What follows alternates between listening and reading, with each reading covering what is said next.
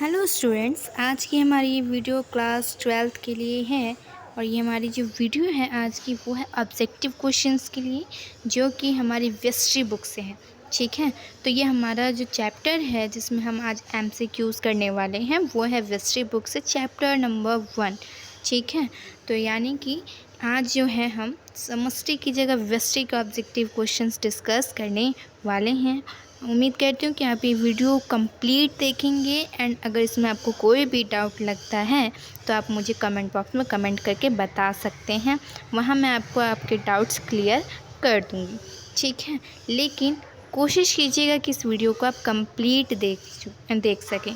ठीक है, बिकॉज़ आप जानते हैं कि आपके एमसीक्यूज़ भी 50 मार्क्स के होते हैं, तो आपको 50 मार्क्स गेन करने हैं तो ऑफिशियली आपको मेहनत करनी पड़ेगी। तो चलिए हम बिना टाइम वेस्ट किए अपने ऑब्जेक्टिव क्वेश्चंस पर आते हैं। और हमारा वेस्ट्री बुक से जो वेस्ट्री का पहला यानी कि वेस्ट्री का जो इंट्रोडक्शन वाला चैप्टर है हमारा, उसमें उस चैप्टर से आज हम ऑब्जेक्टिव क्वेश्चन कर रहे हैं। और हमारा पहला क्वेश्चन है कि उत्पादन संभावना वक्र मूल बिंदु की ओर उन्तेदार होता है। चूँकि यानी कि कहा जा रहा है कि उत्पादन संभावना वक्र मूल बिंदु के उन्तेदार होते हैं। चूँकि इसका रीज़न देखिए, सीमांत प्रतिस्थापना दर स्थिर रहती है, सीमांत प्रतिस्थापना दर ह्रासमान होती है, सीमांत प्रतिस्थापन दर वर्धमान होती है। यह डी ऑप्शन है, इनमें से कोई नहीं। तो देखिए आपकी जो उत्पादन संभावना वक्र सीमांत प्रतिस्थापना दर पर स्थित भी नहीं रहती है, सीमांत प्रतिस्थापना दर ह्रासमान भी नहीं होती है, और ना ही प्रतिस्थापना दर वर्धमान होती है। तो ये तीनों के ऑप्शन जो हैं, ये तीनों ऑप्शन नहीं होंगे। आपका आंसर होगा डी, यानी कि इनमें कोई नहीं। सेकंड जो हमारा क्वेश्चन है, हमारा क्वेश्चन देखिए क्या बोलता है। उपभोक्ता के इष्टतम बिंदु पर बजट रेखा, यानी कि उपभोक्ता का जो इष्टतम बिंदु होता है उस पर हमारी बजट रेखा किस तरीके से बिहेव करती है। तो ऑप्शन ए है देखिए, एक्स वक्र को काटती है। ऑप्शन बी, एक्स वक्र को स्पर्श करती है। ऑप्शन सी, एक्स वक्र को स्पर्श नहीं करती है। या ऑप्शन डी, इनमें से कोई नहीं। तो आपका जो हमारा आंसर होगा वो होगा हमारे सेकंड क्वेश्चन का सी, यानी कि एक्स वक्र को स्पर्श नहीं करती। यानी कि उपभोक्ता का जब इष्टतम बिंदु जब देखा जाता है तो हमारा जो बजट रेखा होता है वो एक्स वक्र को स्पर्श छूती तक नहीं है। ठीक है, तो हमारा थर्ड क्वेश्चन है, आगे देखिए। थर्ड क्वेश्चन है, अर्थशास्त्र के पिता कौन थे। तो हम सब जानते हैं जैसे कि एडम स्मिथ को क्या है, अर्थशास्त्र के पिता कहा गया है। ठीक है, तो ये आंसर तो आप ऐसे ही टिक कर सकते हैं। अगला हमारा नेक्स्ट क्वेश्चन है, वेस्ट्री अर्थशास्त्र में शामिल होती है। यानी कि आप जब वेस्ट्री बुक को पढ़ते हैं तो आखिर इसके अंतर्गत आपको कौन सी चीज़ें पढ़नी होती हैं। तो देखिए पहला ऑप्शन है छोटे छोटे चर, दूसरा ऑप्शन है आपका व्यक्तिगत इकाई, तीसरा ऑप्शन है व्यक्तिगत मूल्य निर्धारण, और चौथा है इनमें सभी।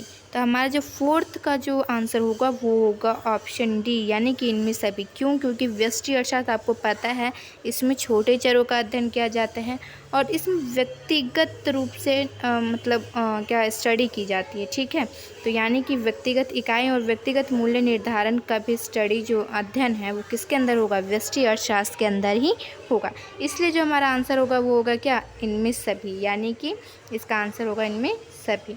आगे देखिए क्वेश्चन नंबर 5 क्या कह रहा है कि अर्थशास्त्र चयन का तर्कशास्त्र है, किसने कहा था। यानी कि ये एक स्टेटमेंट है कि अर्थशास्त्र जो है चयन का एक तर्कशास्त्र है। तो ये कथन किसके थे। ऑप्शन ए है हिक्स, ऑप्शन बी है केन्स, ऑप्शन सी है रॉबिन्स, ऑप्शन डी है मार्शल। तो हमारा जो आंसर होगा वो होगा ऑप्शन सी, यानी कि रॉबिन्स।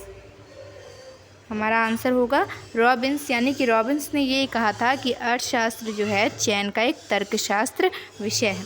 ठीक है, नेक्स्ट हमारा क्वेश्चन है क्वेश्चन नंबर 6, किसने कहा अर्थशास्त्र धन का विज्ञान है। किसने कहा कि अर्थशास्त्र जो है वो धन का विज्ञान है। तो ये स्टेटमेंट किसने दिया था, हम ऑप्शन देखते हैं हमारे। ऑप्शन ए है रॉबिन्स, ऑप्शन बी है मार्शल, ऑप्शन सी है एडम स्मिथ और ऑप्शन डी है जे.के. मेहता। तो हमारा जो आंसर होगा वो होगा ऑप्शन सी, यानी कि एडम स्मिथ का ये स्टेटमेंट था कि जो अर्थशास्त्र है वो धन का विज्ञान है। ठीक है, नेक्स्ट हम चलते हैं, हमारा नेक्स्ट क्वेश्चन है क्वेश्चन नंबर 7। क्वेश्चन नंबर 7 में हमें क्या कहा जाए कि सबसे पहले माइक्रो शब्द का प्रयोग किसने किया था। ठीक है, सबसे पहले माइक्रो शब्द का प्रयोग किसने किया? तो ऑप्शन देखिए, ऑप्शन ए है मार्शल, ऑप्शन बी है केन्स, ऑप्शन सी है रैगनर फ्रिश, ऑप्शन डी है बॉल्डिंग। तो हमारा जो आंसर होगा वो होगा ऑप्शन सी, यानी कि रैगनर फ्रिश ने ये बात कही थी क्या, यानी कि माइक्रो शब्द का प्रयोग सबसे पहले रैगनर फ्रिश ने किया था। ठीक है, आगे हम देखते हैं। आगे देखिए क्वेश्चन नंबर 8। क्वेश्चन नंबर 8 में कहा जा रहा है पुस्तक an inquiry into nature and causes of wealth of nations के लेखक हैं, यानी कि जो बुक है an inquiry into nature and causes of wealth of nations, इसके राइटर कौन है? तो ऑप्शन देखिए, ऑप्शन ए है मार्शल, ऑप्शन बी है एडम स्मिथ, ऑप्शन सी है रैगनर फ्रिश और ऑप्शन डी है इनमें से कोई नहीं।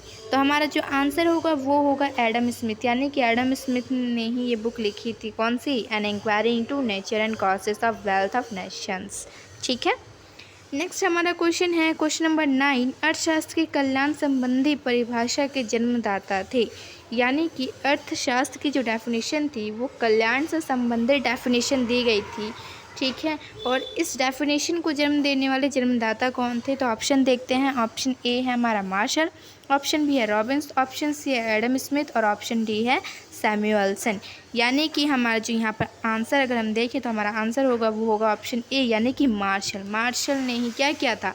अर्थशास्त्र की कल्याण संबंधी परिभाषा यानी दी थी, यानी कि ये उसके जन्मदाता है। ठीक है, नेक्स्ट क्वेश्चन हम देखते हैं क्वेश्चन नंबर 10। क्वेश्चन नंबर 10 में है कि अर्थशास्त्र मानव कल्याण का विज्ञान है, ये किसका कथन है?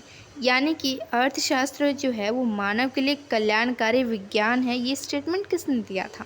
तो हम अपने ऑप्शंस देख लेते हैं। ऑप्शन है रॉबिन्स, ऑप्शन ए में, ऑप्शन बी में है मार्शल, ऑप्शन सी में है एडम स्मिथ और ऑप्शन डी है रिकार्डो। तो हमारा जो आंसर होगा वो होगा ऑप्शन ए, यानी कि रॉबिन्स। ठीक है, रॉबिन्स ने ही ये स्टेटमेंट दी थी कि अर्थशास्त्र जो है मानव कल्याण का विज्ञान है। अब हम नेक्स्ट क्वेश्चन देखते हैं क्वेश्चन नंबर 11। अर्थव्यवस्था की समस्या निम्नलिखित में से कौन है? ऑप्शन ए है आर्थिक विकास, ऑप्शन बी है साधनों का आवंटन, ऑप्शन सी है साधनों का कुशलतम प्रयोग और ऑप्शन डी है इनमें सभी।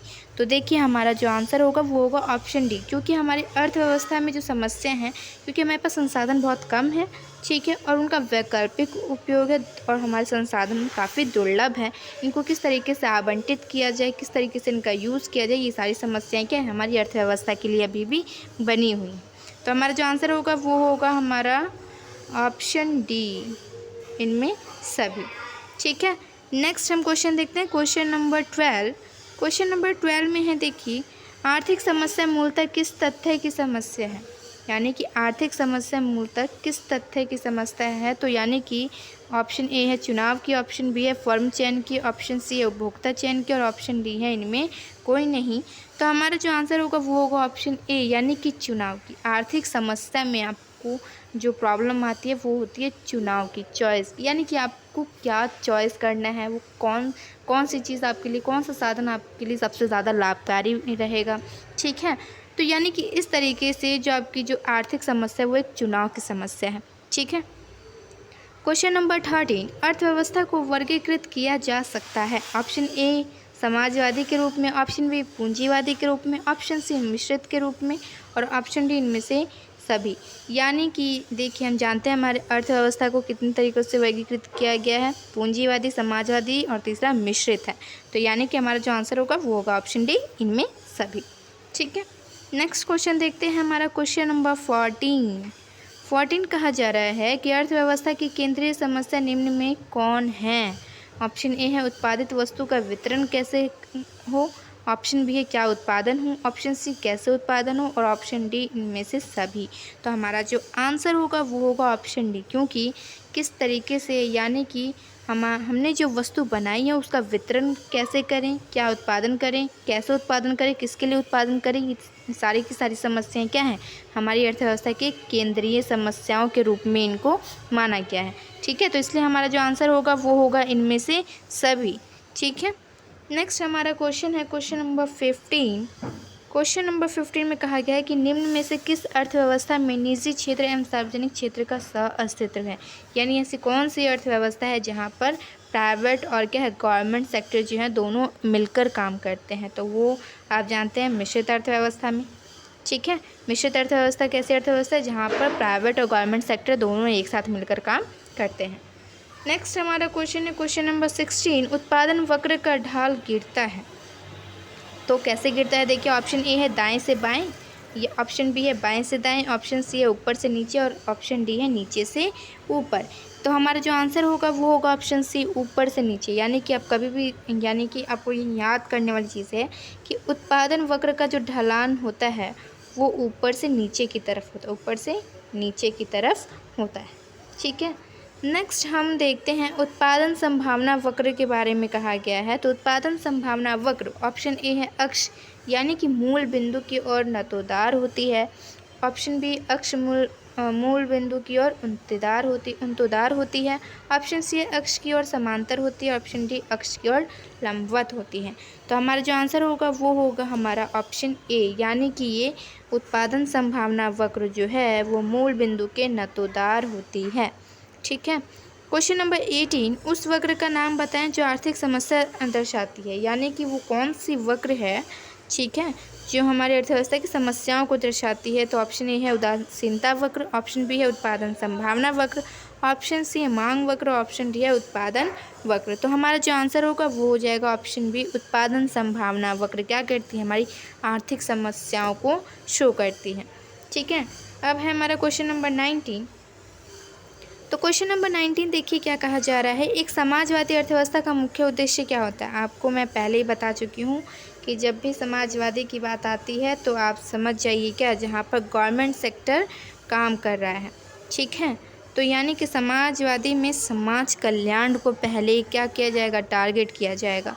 तो जाहिर सी बात है इसमें मुनाफा को ज़्यादा नहीं मतलब क्या है, इसमें मुनाफा तो पहली बात देखा ही नहीं जाएगा, क्योंकि मुनाफा अगर हम ज़्यादा करने लग जाएं तो वहाँ पर समाज कल्याण नहीं हो पाएगा। ठीक है। अधिकाधिक उत्पादन भी अगर हम ज़्यादा करते हैं तो समाज कल्याण रह जाता है। आर्थिक स्वतंत्रता भी हम पूरी तरीके से नहीं दे सकते। और हमारा आंसर क्या हो जाएगा? ऑप्शन डी, यानी अधिकतम लोक कल्याण। समाजवादी अर्थव्यवस्था का सबसे पहला टारगेट जो होता है वो होता है लोक कल्याण, समाज कल्याण। ठीक है। अब देखिए नेक्स्ट क्वेश्चन है क्वेश्चन नंबर 20, आर्थिक समस्या क्या होती है? आर्थिक समस्याएं क्या होती हैं भाई? अब देखिए यहाँ पर ऑप्शन नंबर ए, आर्थिक समस्या चुनाव की समस्या या साधनों के बचतपूर्ण प्रयोग की समस्या है, ऑप्शन बी आर्थिक समस्या चुनाव की समस्या नहीं है, ऑप्शन सी आर्थिक समस्या परिवार की समस्या है, ऑप्शन डी सीमित संसाधन। तो हमारा जो आंसर होगा वो होगा ऑप्शन डी।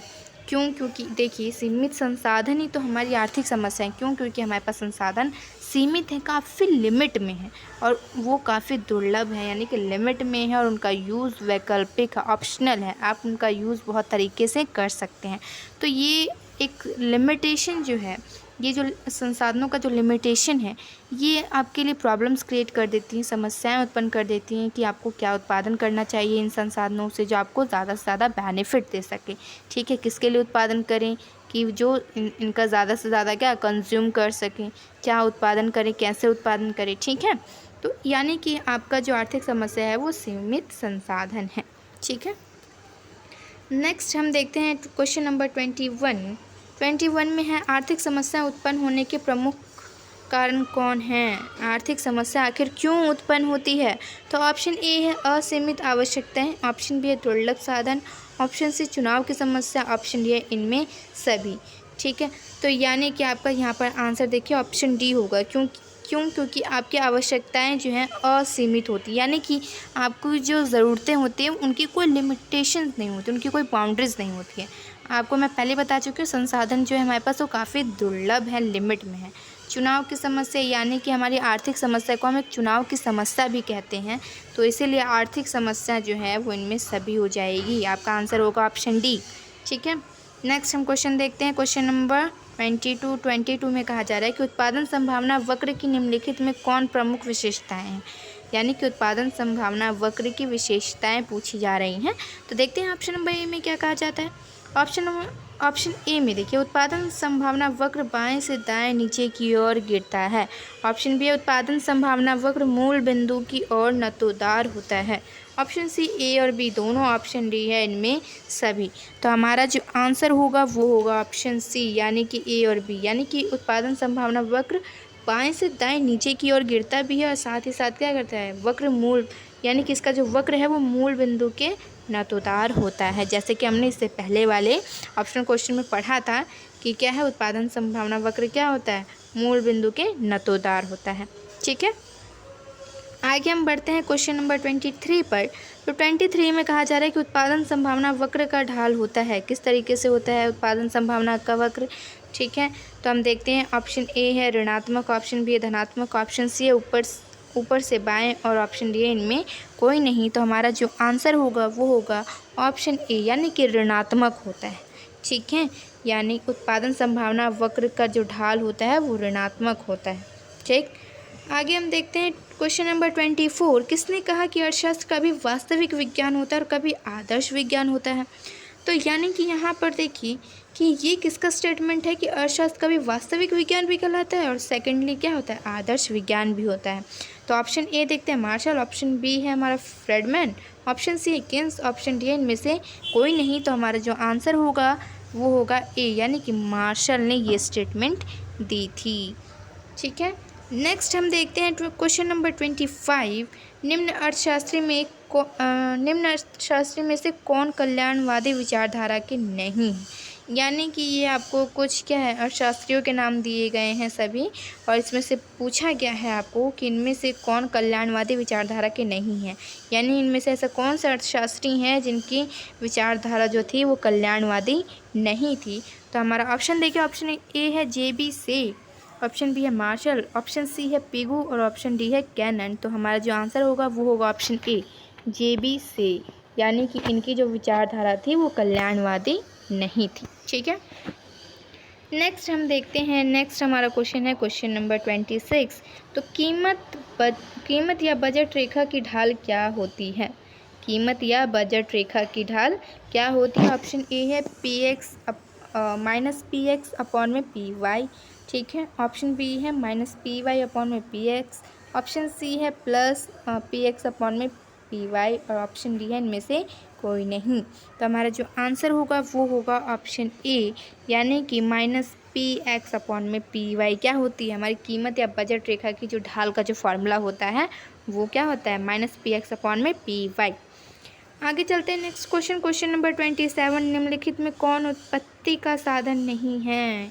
निम्नलिखित में कौन उत्पत्ति का साधन नहीं है? तो ऑप्शन ए देखिए भूमि का, ऑप्शन बी श्रम, ऑप्शन सी है मुद्रा, ऑप्शन डी है पूंजी।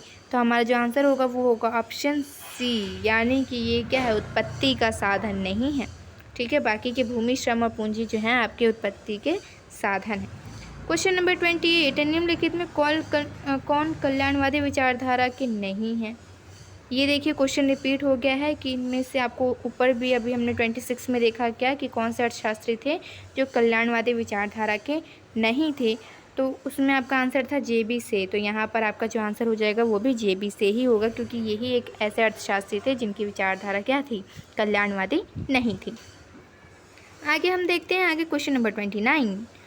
अर्थशास्त्र विज्ञान एवं कला दोनों हैं।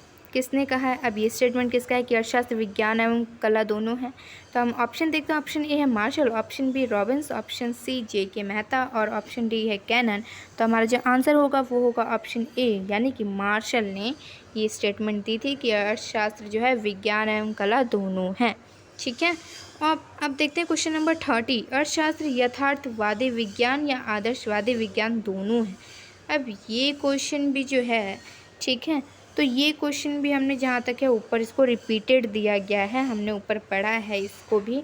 ठीक है, तो यथार्थवादी विज्ञान और आदर्शवादी विज्ञान ये स्टेटमेंट किसका था? तो हमारा जो आंसर आएगा वो होगा मार्शल। मार्शल ने ही ये स्टेटमेंट दिया था कि जो अर्थशास्त्र है वो यथार्थवादी विज्ञान और आदर्शवादी विज्ञान दोनों। ठीक है, आगे हम देखते हैं अर्थशास्त्र एक वास्तविक विज्ञान है। किसने कहा था? अर्थशास्त्र एक वास्तविक विज्ञान है। ठीक है, ये किसने कहा था? तो हमारा जो आंसर होगा, देखिए ऑप्शन देखते हैं पहले। ऑप्शन ए है हमारा मार्शल, ऑप्शन बी है रॉबिन्स, ऑप्शन सी है केन्स, ऑप्शन डी है JK मेहता। तो हमारा आंसर होगा ऑप्शन बी यानी कि रॉबिन्स ने ये स्टेटमेंट दी थी कि अर्थशास्त्र एक वास्तविक विज्ञान है। ठीक है, क्वेश्चन नंबर 32। अर्थशास्त्र उद्देश्यों के बीच तटस्थ है। ठीक, अर्थशास्त्र उद्देश्यों के बीच तटस्थ है, ये किसका स्टेटमेंट है? तो ऑप्शन ए है मार्शल, ऑप्शन बी है रॉबिन्स, ऑप्शन सी है सैमुअल्सन और ऑप्शन डी है केन्स। तो हमारा जो आंसर होगा वो होगा बी, रॉबिन्स ने ये स्टेटमेंट दी थी कि अर्थशास्त्र उद्देश्यों के बीच क्या एकदम तटस्थ है। ठीक है, नेक्स्ट हम देखते हैं, हमारा जो लास्ट क्वेश्चन है वो है आर्थिक क्रिया के प्रकार हैं। आर्थिक क्रिया के प्रकार हैं, पहला है यानी ऑप्शन ए उत्पादन, ऑप्शन बी उपभोग, ऑप्शन सी विनिमय, ऑप्शन डी है इनमें सभी। क्योंकि हम जानते हैं कि हमारी आर्थिक क्रियाएं क्या, उत्पादन करना भी है, ठीक है, और हम उत्पादन करते हैं तो उपभोग भी करते हैं, और उपभोग करते हैं तो विनिमय भी करते हैं। ठीक है, तो यानी कि आपका जो आंसर होगा वो डी होगा, इनमें सभी हो जाएगा। तो यहाँ पर हमारा जो है वेस्टरी बुक का पहला चैप्टर जो है ऑब्जेक्टिव क्वेश्चंस में एमसीक्यूज़, वो यहाँ पर हमारा कंप्लीट होता है। तो होप कि आपके लिए ये वीडियो हेल्पफुल हो। Thank you so much.